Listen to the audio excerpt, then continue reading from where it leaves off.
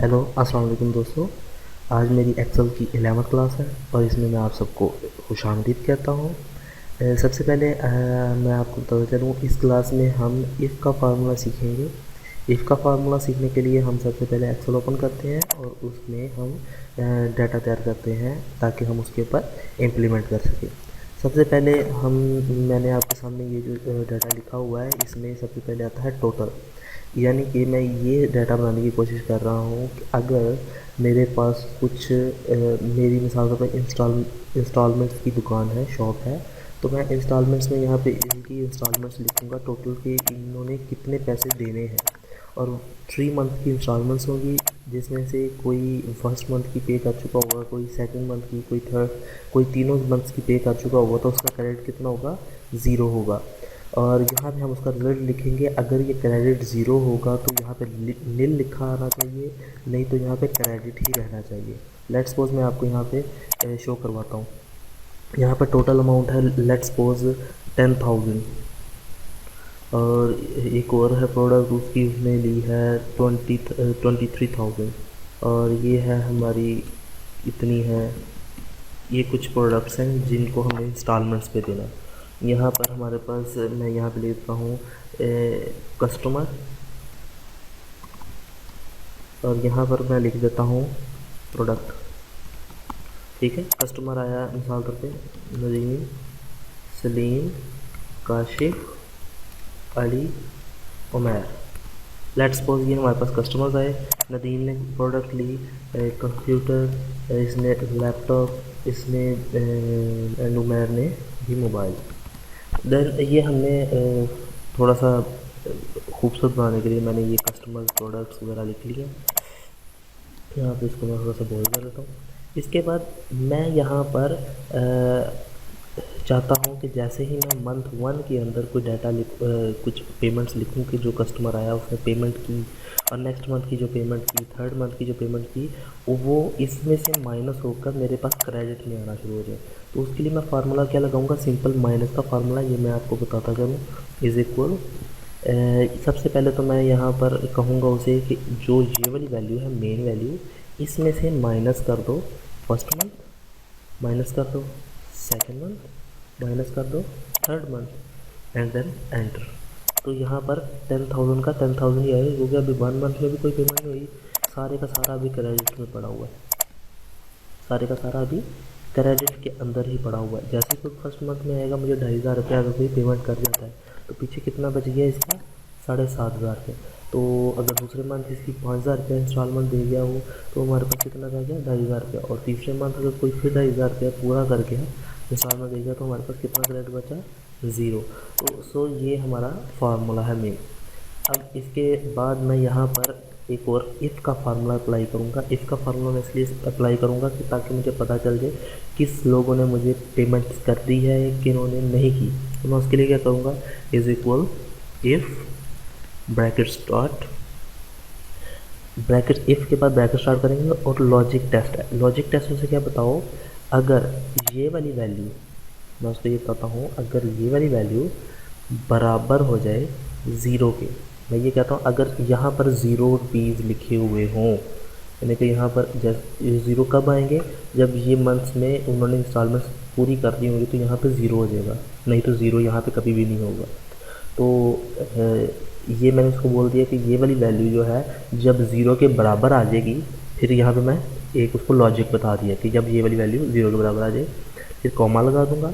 फिर value true, अगर ये वैल्यू ट्रू हो जाती है, यानी कि वाकई अगर ये ज़ीरो के इक्वल आ जाती है, तो यहाँ पर क्या आना चाहिए, तो मैं डबल इन्वर्टेड के अंदर यहाँ पे लिख दूंगा नील, और फिर कॉमा लगा दूंगा।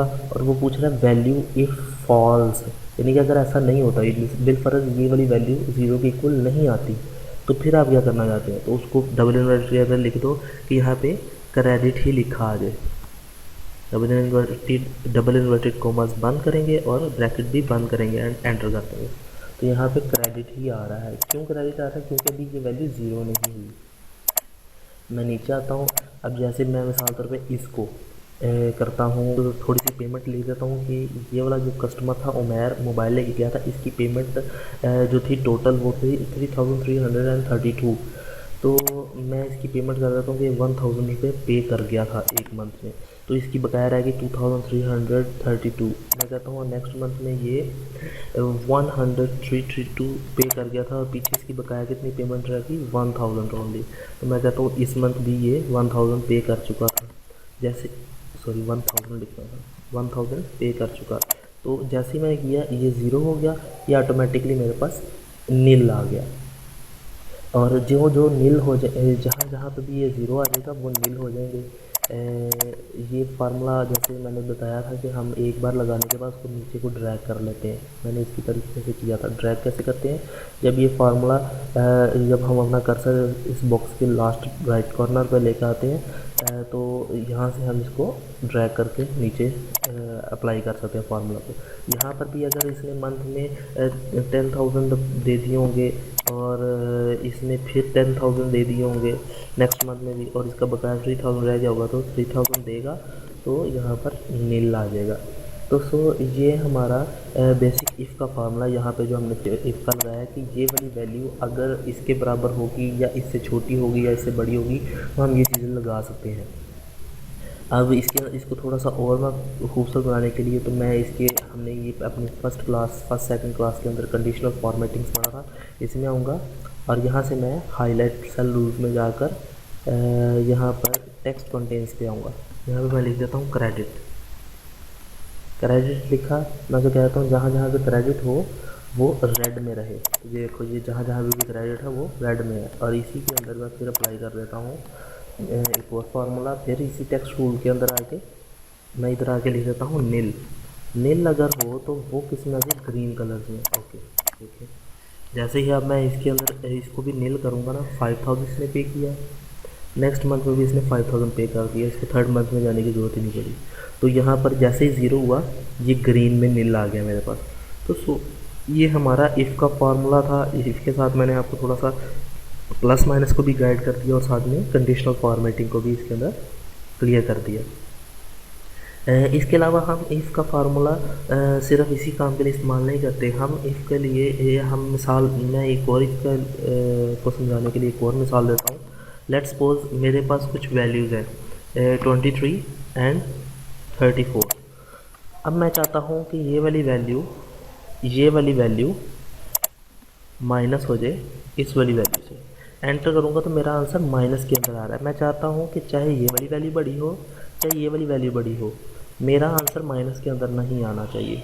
क्योंकि हमने मैथ अगर किया हो, अगर आप मैथ में अच्छे हैं तो आपको पता होगा जब छोटी वैल्यू में से बड़ी को माइनस किया जाता है तो बड़ी वाली का निशान वैल्यू आ जाती है, अगर बड़ी वाली के साथ माइनस हो तो ये माइनस आ रहा है। मैं चाहता हूँ ऐसा ना हो, तो उसके लिए मैं क्या करूँगा, मैं सिंपल यहाँ पर फार्मूला लगा दूँगा, इसको मैं डिलीट करूँगा, is equal if bracket start. उसे मैं कहूँगा अगर ये वाली वैल्यू छोटी हो, मैं से ये कह रहा हूँ अगर ये वाली वैल्यू छोटी हो इस वैल्यू से, फिर कोमा लगा के इसको लॉजिक मैंने दे दिया वैल्यू इफ ट्रू, यानी कि अगर ऐसा वाकई हो जाता है ये वाली वैल्यू अगर छोटी होती है इससे, तो ज़ाहिर बात है कि मैं उसे कहूँगा तो इसमें से इस वाली वैल्यू में से इसको माइनस कर दो।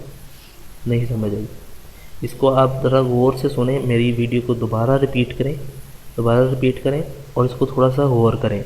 तो हम यहाँ पर क्या करेंगे, यहाँ पर अब मैं कहूँगा इस वैल्यू को माइनस कर दें इस वैल्यू से, नहीं तो इस वैल्यू को माइनस कर दें इस वैल्यू में से और ब्रैकेट बंद कर देंगे तो एंटर।